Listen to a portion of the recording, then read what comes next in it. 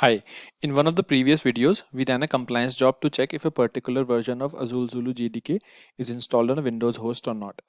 In this video, we will see how to create a component template and a compliance job to run an auto remediation job in case a Windows host is not running a specific version of Azul Zulu JDK.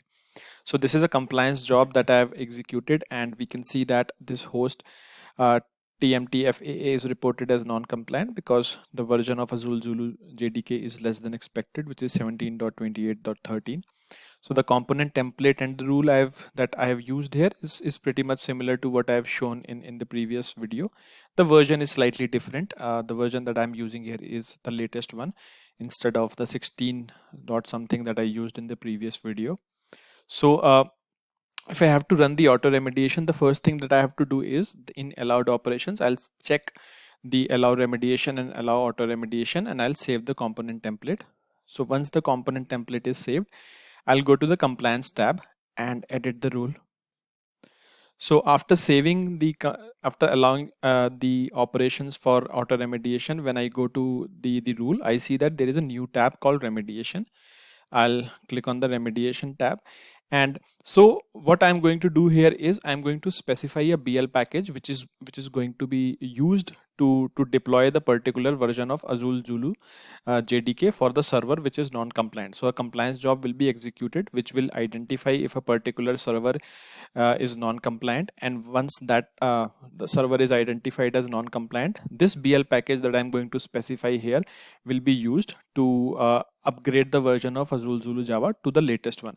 So you can create any BL package which meets your requirement. I have created a BL package for myself. It is a simple BL package which is going to upgrade the Azul Zulu Java here.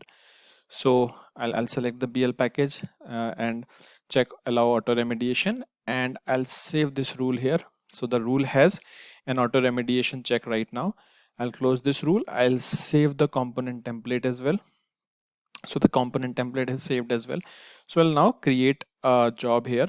So this job will be a compliance job with auto remediation. So I'll give a name here, Azul Zulu with AR, let's say auto remediation. So I'll check run auto discovery. I'll hit next here and specify the targets, which is a smart group here. Hit next again. Now these are the remediation option.